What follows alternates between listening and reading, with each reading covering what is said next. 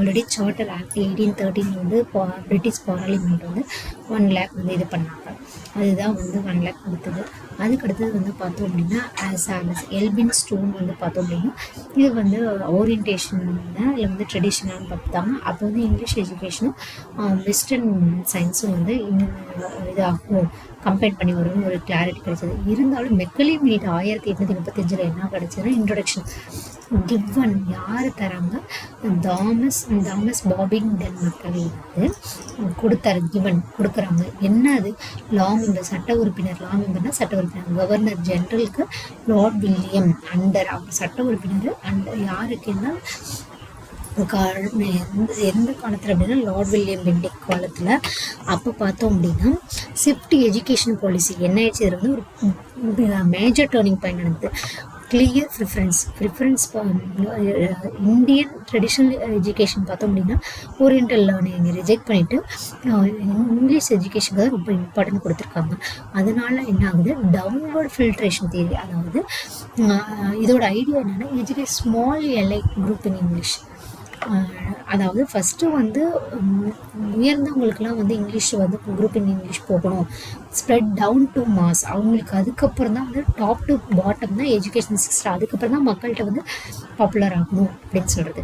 அதுக்கப்புறம் main aim என்ன அப்படின்னா அவங்களோட பிளட்டு கலர் வேணுமா இந்தியனாக இருக்கலாம், ஆனால் அவங்க திங்க் பண்ணுறது அவங்களோட ஆக்டிவிட்டிஸ் எல்லாமே வந்து இங்கிலீஷ் தான். A class of Indians with English thinking அப்படின்னு சொன்னாங்க.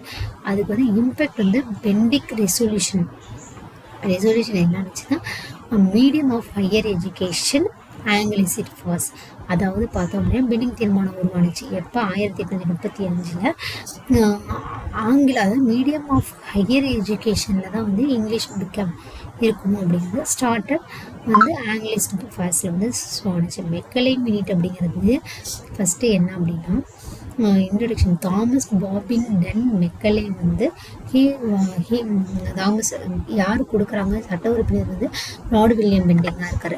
அதுக்கப்புறம் பார்த்தோன்னா shift in education orientation training Indian traditional education வந்து ரிஜெக்ட் பண்ணிவிட்டு கிளியர் ப்ரிஃபரன்ஸ் யார் கொடுக்குறாங்க, இங்கிலீஷ் எஜுகேஷனுக்கு மேஜர் டர்னிங் பாயிண்ட் ஆகுது.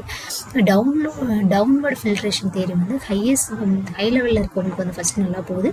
அதுக்கப்புறம் லோயர் லெவலுக்கு வந்து பார்த்தோம் அப்படின்னா கம்மியாக அதுக்கப்புறம் தான் போகணும் அப்படிங்கிற மாதிரி. மெயின் எய்ம் என்ன அப்படின்னா அவங்களோட பிளட்டு கலர்லாம் நம்ம இந்தியன் மாதிரி தெரியலாம், ஆனால் அவங்க வந்து இங்கிலீஷில் தான் திங்க் பண்ணணும், என்ன பண்ணணும் அப்படிங்கிற மாதிரி.